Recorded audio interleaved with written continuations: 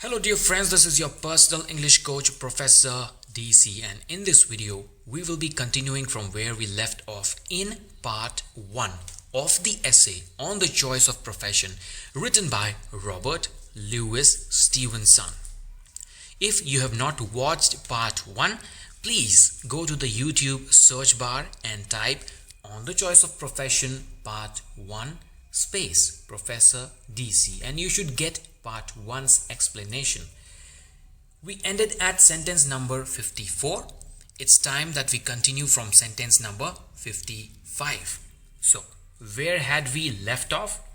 We had left off at a scenario where there is a person who is seeking a job, who is seeking a career, who is seeking a profession and is pretty confused. The person has reached out elders and experienced and knowledgeable people, but he or she is not able to get that exact answer, and so the seeker wrote a letter to Robert Louis Stevenson.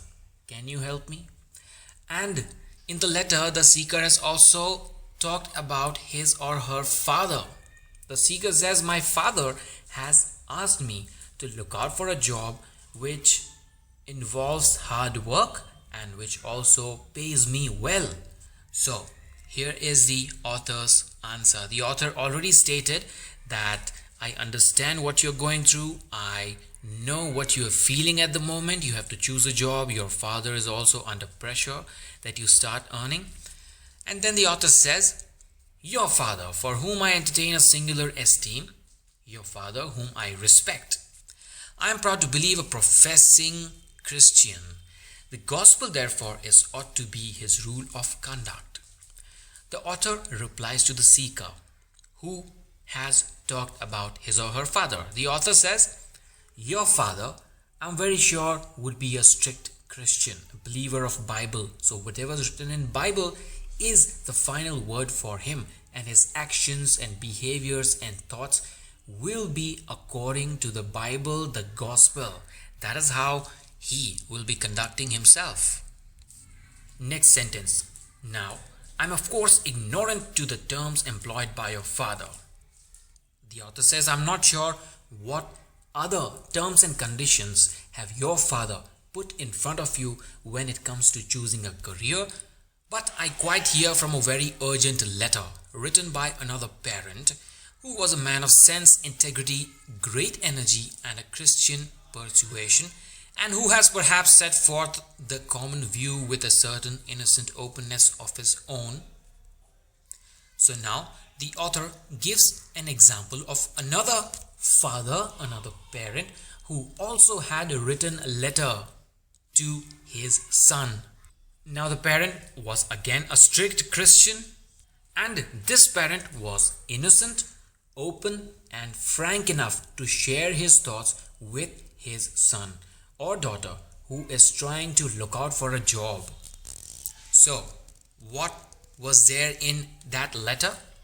You are now come to that time of life, he writes to his son. Okay, so now we know that the letter was for his son.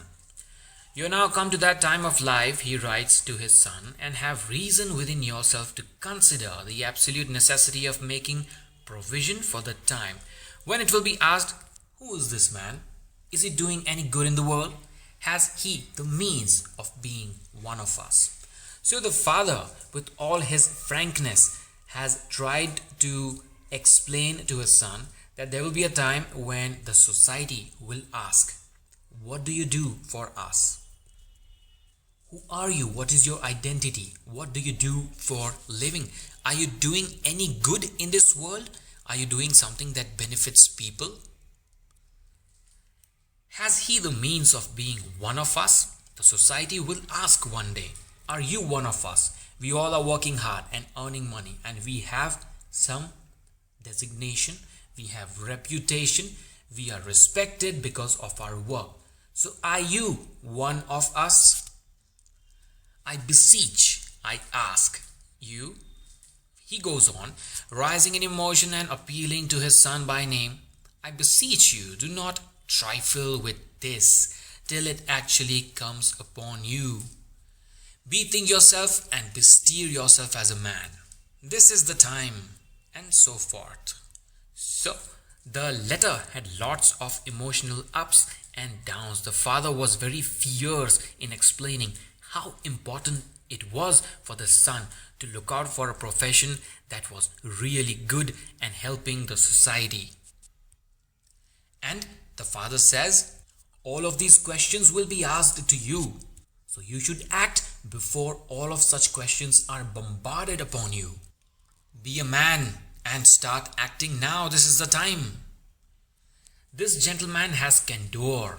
He is perspicacious and has to deal apparently with the perspicacious big logic of his son, and hence the startling perspicacity of the document. What is the meaning of perspicacious? It means having a ready insight into an understanding of things. Or you can say perception.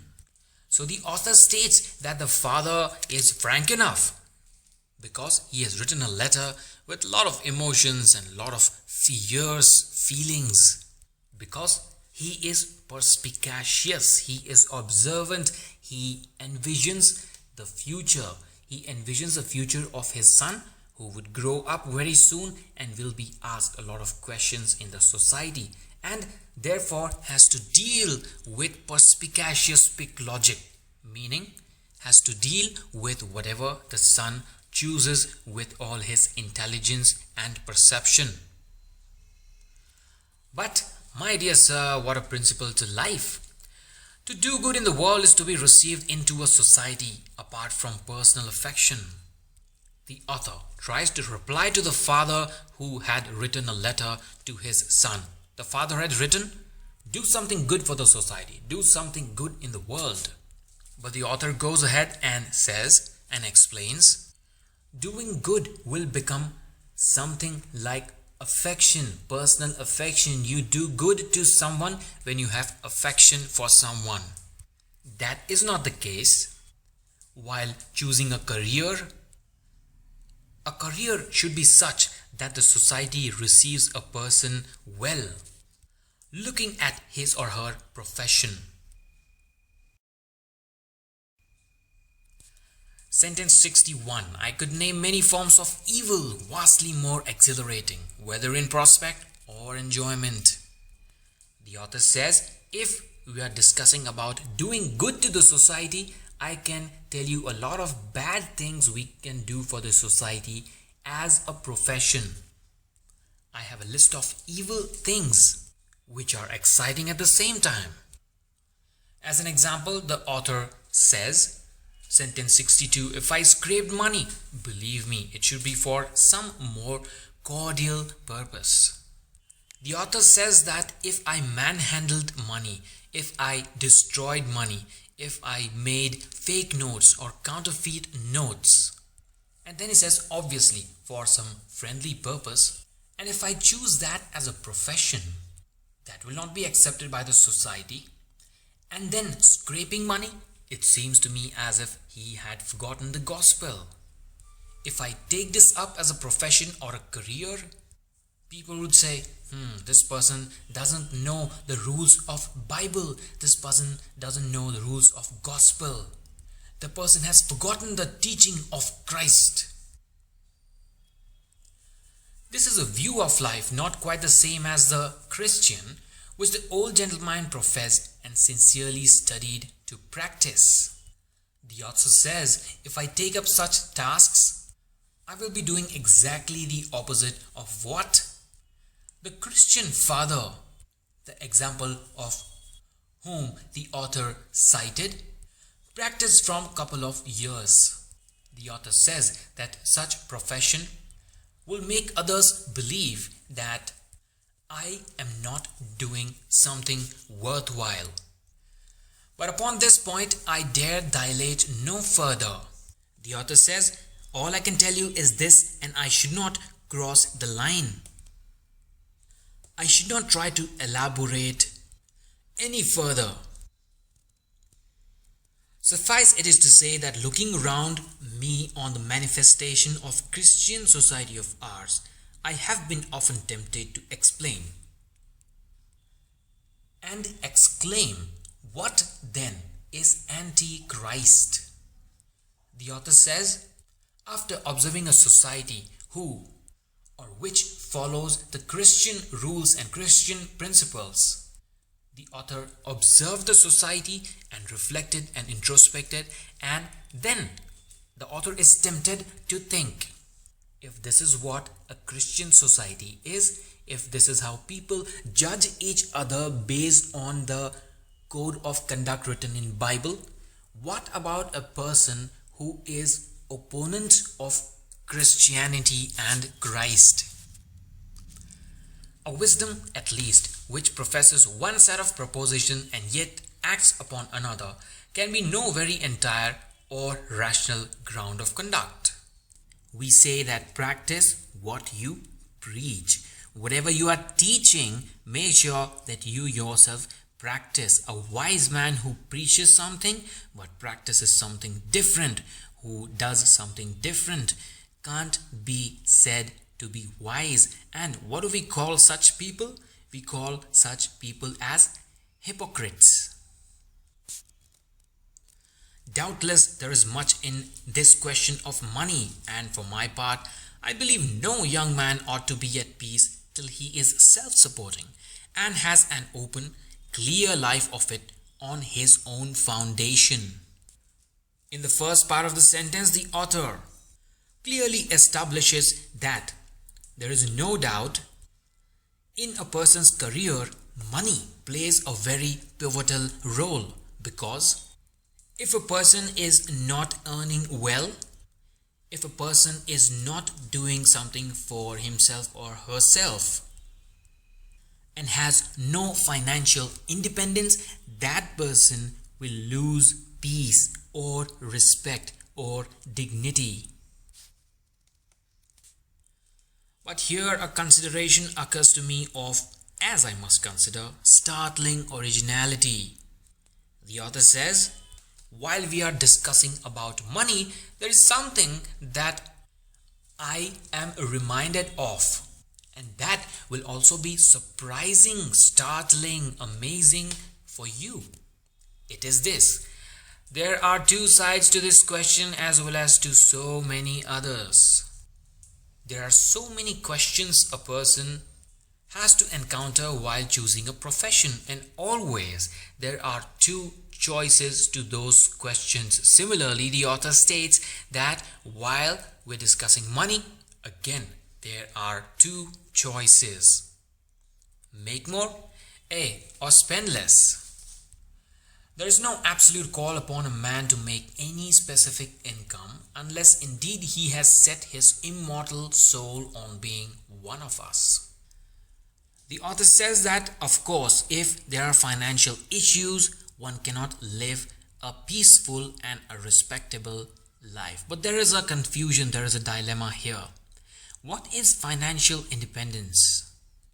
When can you say that a person is financially independent? How can a person get it? There are two answers to that. Number one, cut your expenses. The threshold can be lowered, the limit can be lowered, and so that if your profession is small, even then you will feel contented. Or if you think you need certain things, you cannot cut down the expenses. The second option is boost your income, increase your income, do something by which people pay you more, and that's how you can achieve financial freedom. Then the author goes ahead and asks a question. So what is the right choice? What is the right option? The answer is, you cannot say that, okay, I'm earning X amount of money and X amount of money will give me financial freedom. That cannot be an option. Then what does it depend on? It depends upon the society in which that person lives, the society in which that person chooses to live in. Therefore, the author says, indeed, he has set his immortal soul on being one of us. A truly respectable income is as much as a man spends. So when can you say that a person is earning just enough? A or you can say above average? Well, it highly depends on how much that person is spending. So income and expenditure are directly proportional to each other. So that is the definition of respectable income. A luxurious income or true opulence is something more than a man spends. So what is the meaning of opulence? It is great wealth or luxuriousness, lavishness, richness, lushness.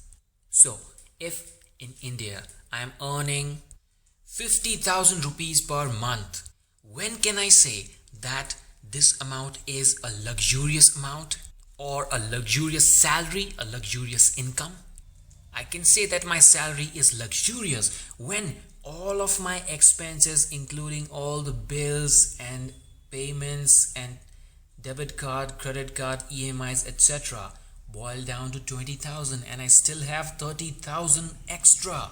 So if my spending, if the total amount that I have to spend is less than what I earn, I will call that amount as a luxurious one.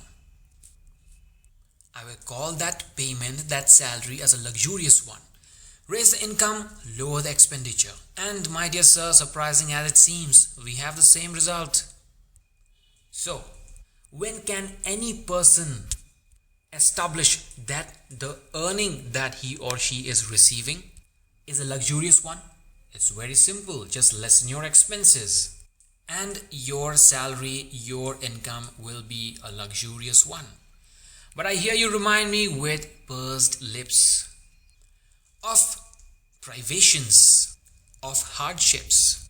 So as soon as the author advises the seeker about spending less, the seeker silently would think about the hardships that he or she would have to face. The author assumes that if the seeker followed the advices of spending less, earning more, and becoming one of us, it will be difficult. There are hardships.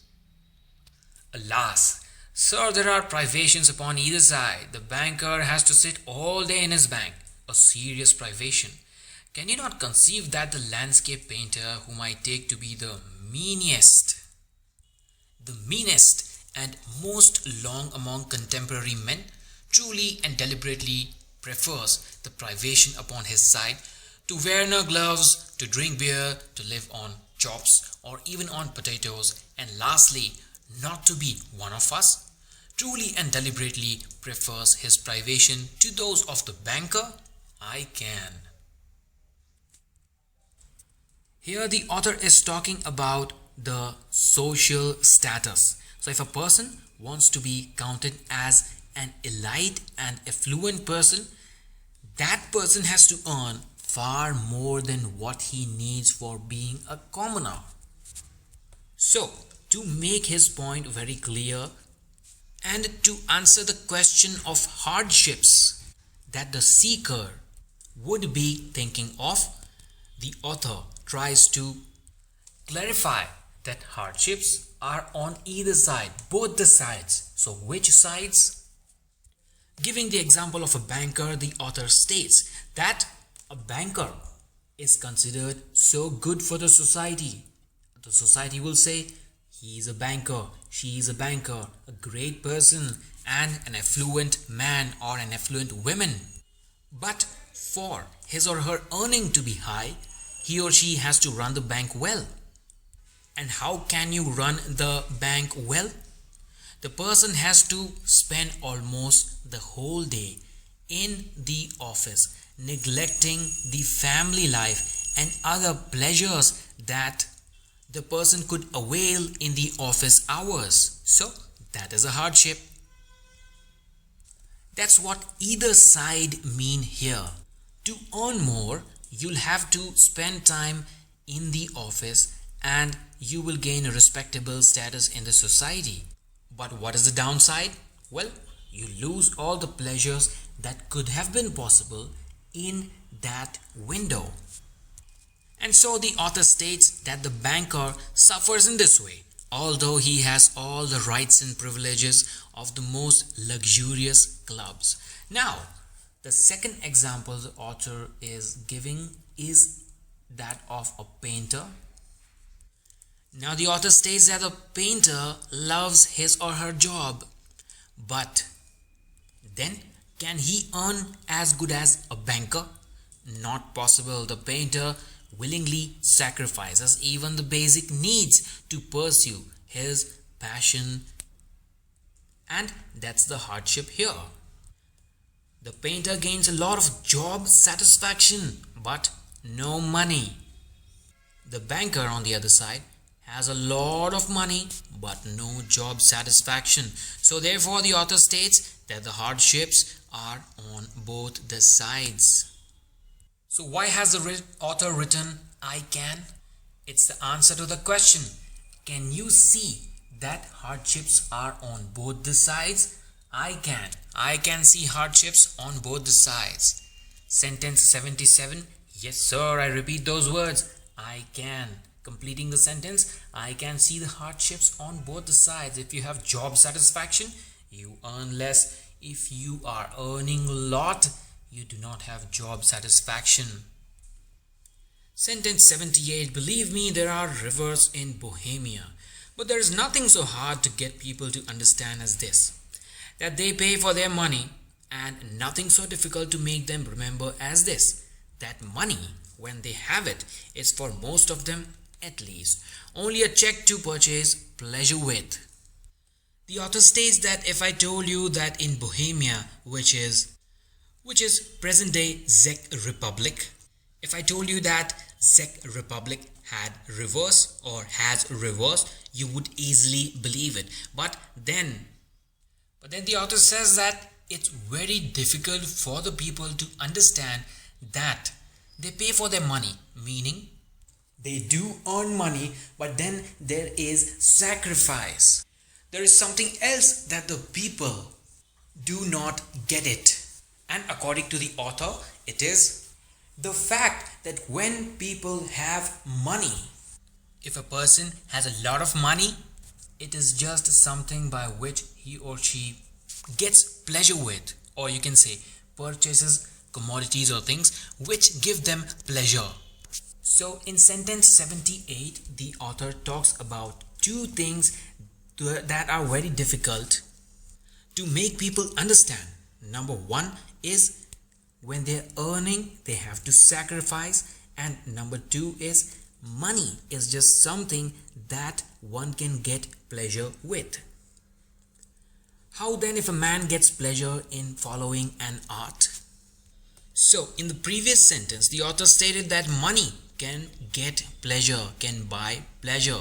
But is it also possible that a person pursues his or her passion and get pleasure? Is it possible that he or she follows what he or she likes and get the same amount of pleasure? He might gain more checks by following another. But then, although there is a difference in checks, the amount of pleasure is the same. So let's assume that there is a person who loves playing a guitar, alright, and he gets immense pleasure playing the guitar in front of a packed audience in a hall. That is his passion, that is his calling, and he loves doing it. Now, the society says he's just a guitarist, he should have been a banker. So he chooses to be a banker and gets more money. But then, does he get the same amount of pleasure? He can get pleasure with the extra money that he earned as a banker. So the author states that there is a difference in the amount of the checks that he receives as a guitarist, as a banker, but the amount of pleasure is the same. He gets some of his directly. Unlike the bank clerk, he's having his fortnight's holiday and doing what delights him all the year. So if a person is following an art, the author says in sentence number 81, he gets some pleasure directly, unlike the bank clerk who has to use money to get pleasure. The person who is following his passion gets pleasure by taking holidays and doing what he or she likes all the year. All these patent truisms have a very strange air when written down. According to the author, all of these things are very strange theoretically. So what is a truism? I've already mentioned. Truism is a claim that is so obvious or self-evident as to be hardly worth mentioning. As an example, the sun rises in the east. I don't need to mention it. It is obvious. But when it comes to getting pleasure from a career and talking about doing things that you like versus earning money, if we think about it and if we try to make a theory around it, it might look a little strange. Sentence 83. But that, my dear sir, is no fault of mine or of the truisms. There they are. I beseech you, do not trifle with them. So the author, as you already know, is replying to the seeker by writing a letter. So the letter has all these theories written down. So the author admits that it's not my fault. It is what it is. This has been the situation since ages. These are obvious things that are happening in anyone's life. I've mentioned the meaning of beseech, but the elaborated meaning is ask someone urgently and fervently to do something. We can say to beg or to plead with or appeal to. So the author is appealing the seeker not to trifle with them. What is the meaning of trifle? It means treat without seriousness or respect. The author appeals the seeker not to take it very seriously. Bethink yourself like a man. Take yourself as a man and take independent decision. So the author is telling the seeker, you be yourself all alone and reflect on what you really need to do, because it was high time. But you say, all this is very well, it does not help me to a choice. The seeker would read all of this, all of the suggestions and advices and theories that the author offered, and then the seeker would say, all of this is fine, but I still am not happy with the answer. This doesn't help me choose a career. Come on. The author replies, once more, sir, you have me. It does not. I agree with you. I agree with you, the seeker. It will not help you make a choice. What shall I say? What else shall I say? This has been like this from ages. A choice, let us remember, is almost more of a negative than a positive. Let's also read the next sentence. You embrace one thing, but you refuse 1,000. So, the confusion that confronts a seeker, they have been there from ages, and those are the facts of life according to the author. This is such a puzzle that nobody has a straight answer. The question too, what career should I choose, is a puzzle according to the author. The author asks his seeker to examine this issue of choosing a career frankly, boldly, without any assumptions or preconceived notions that the elders might offer, and also states that when a person makes a choice, he has to refuse quite a few and decide on one. The person might be good at a lot of things, but even then the person has to choose one, and therefore making a choice entails a lot of negative decisions. The most liberal profession imprisons many energies and starves many affections. No matter what you choose, no matter how good that may be for the society, still there are a lot of talents in the same person unused, and he has to let go of a lot of things when he chooses one single thing as a profession. If you are in a bank, you cannot be much upon the sea.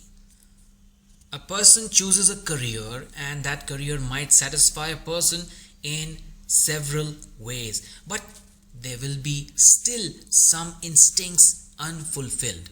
There are certain professions so opposite to each other that it becomes impossible to have the second one as a hobby. For example, let's say that you have completed your school, your college, and you have decided to be a banker. Few days pass by, few months pass by, and you are shortlisted to work in a bank. But on the other side, you also dreamt of being a sea voyager. Can you become a sea voyager and work in the bank at the same time? It's not possible. You're a banker now. You hardly have time. So the author states that if you're in a bank, you cannot become a sea voyager. You cannot be both a first-rate violinist and a first-rate painter. You must choose in the one art if you persist in following both. So there's a person who loves playing a violin and the person paints well. Now it's the time to choose a profession.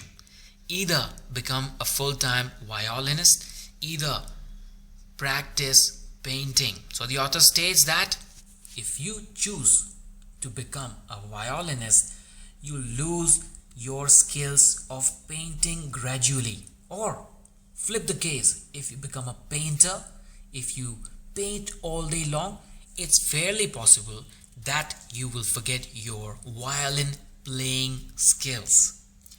If you are sure of your preference, follow it. If you think that, I paint well but I play the violin much better, my friends and the shows that I've given have always been a success. My friends always have appraised me of my violin playing skills. So the author states that if you are very sure, follow it. If not, my dear sir, it is not for me or any man to go beyond this point. Nobody can tell you what to choose. You have to self-reflect, introspect, and then decide. God made you, not I. God has made you, so you have to know yourself and then decide. I have not made you, so I cannot answer the question if you are not sure of which profession to choose. I cannot even make you over again. God has made you once, and you have come to me to help you find a job. I cannot recreate you. You are already a teenager. I have heard of a schoolmaster whose speciality it was to elicit the bent of each pupil. Poor schoolmaster, poor pupils. So the author states that a person is forced to sacrifice one hobby to enjoy another. And therefore the author admits that he doesn't have the answer to the question of choosing a career and is hesitant to recommend anything to the seeker. Sentence 99, the author gives an example of a schoolmaster whose job was to find out what profession each of the students liked the most. Well, this is the most difficult task for the teacher as well as for the students. As for me, if you have nothing indigenous in your own heart, no living preference, no fine human scorn, I leave you to the tide, it will sweep you somewhere. The author states that if you come to me and try to get help on choosing a profession, I would ask you if you have any preferences. I would ask you, what are you good at? And then if you tell me that you have no preferences, you have no choice, you do not have any passions or professions, and you do not have any hatred for some things and love for some things, well, I'll just leave your future in your hands, and the time will take you somewhere. You will be selected in some or the other profession. Have you but a grain of inclination? I will help you. If you come to me and ask me the same question, please help me find a job, please help me find a career, a profession, I will ask you, what are you inclined to? What are your hobbies? What are your passions? What are you good at? If you have small amount of inclination towards anything, I will help you. If you wish to be a costermonger, be it shame the devil and I will stand the donkey. So if the seeker comes to the author and shows inclination of being a salesman, which the society will not take it positively, which the society might accept with a little bit of hatred, the author says, be it, let it be. Let them think and say whatever they want to. And they might also call me a fool for helping you to be a salesman, but I will help you to be one, because your inclination is to be a person who sells good, and that's something which will give you pleasure. If you wish to be nothing, once more I leave you to the tide. If you come to me and say that I don't have any inclination, well, I will not advise you anything. I will just leave you to your destiny. I regret profoundly, my dear young sir, not only for you in whom I see such a lively promise of the future, but for the sake of your admirable and truly worthy father and your no less excellent mama, that my remarks should seem no more conclusive. So the author says that a person's choice is of the most importance. Going back to the previous sentence, if a person wants to be a salesman and go around the streets, he should do so because that's what he likes. We already saw in sentence 102, the author himself says that I will stand the donkey. So in traditional time, in olden years, they were donkey keepers. The author says that I will stand the donkey. I will also be called a fool.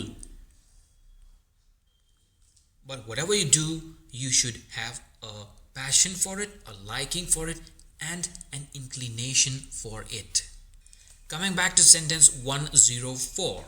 Now, from here onwards, the author is concluding his advice to the seeker by an apology. I regret profoundly, I regret extremely, my dear sir, and I also apologize to your parents that I have failed to give you a definite suggestion, advice as to what you should seek as a career. I can give myself this praise that I have kept back nothing, meaning the author is very satisfied and happy that he has told the seeker everything that he could in terms of choosing a profession, and therefore the author is praising himself. But this, alas, is a subject on which there is little to put forward. The author states that this is a topic, this is a subject, this is a part of the discussion on which we cannot conclude anything. There is no formula of choosing the right profession. It will probably not much matter what you decide upon doing, for most men seem to sink at length to the degree of stupor necessary for the contentment in their different estates. The author tells the seeker that choose a profession, choose a career, and it will not matter much on what you decide, because there are many people who try to do things, who try to undertake tasks and stretch to that level of insensibility which looks a little bit stupid.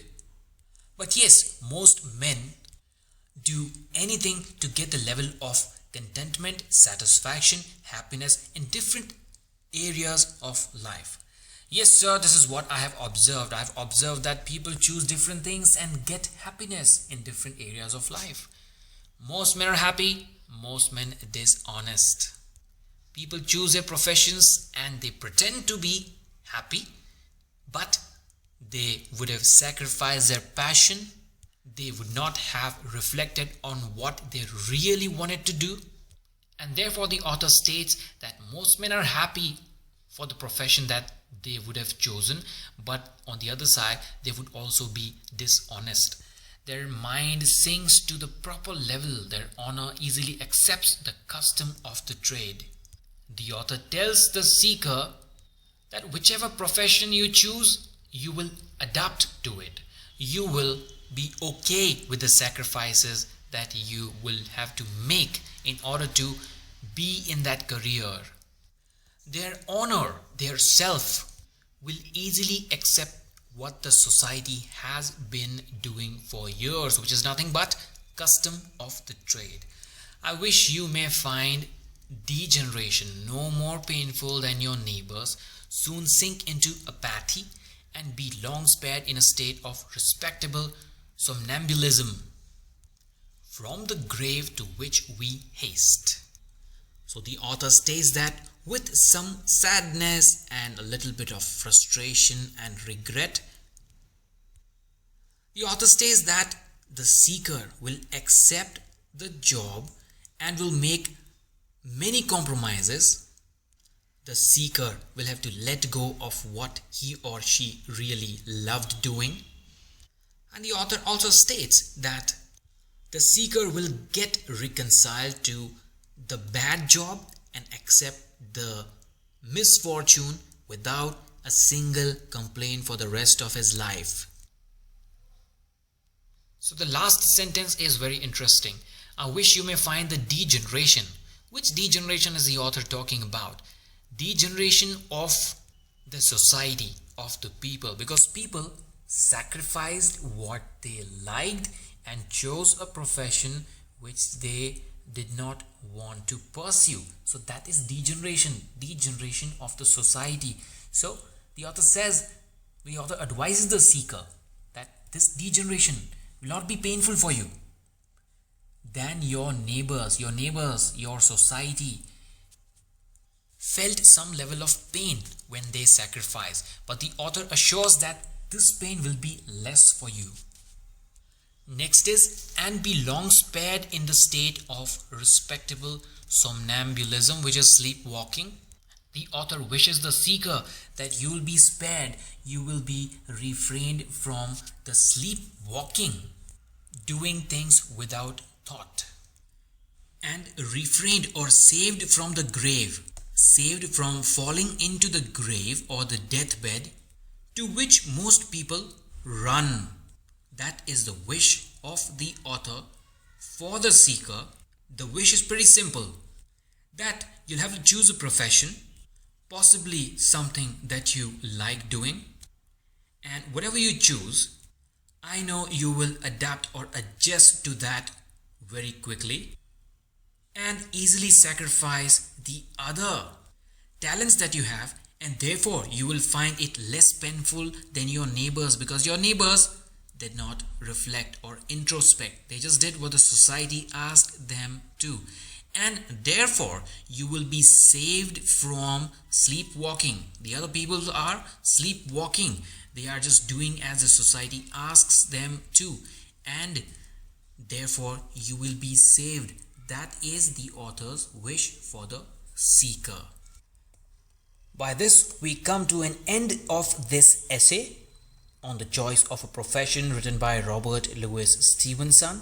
If in case you have any doubts, please ask me in the comment section and I will be happy to resolve them. And I also welcome your honest feedback, suggestions or advices that you might have. I thank you for watching and I hope you have a wonderful day.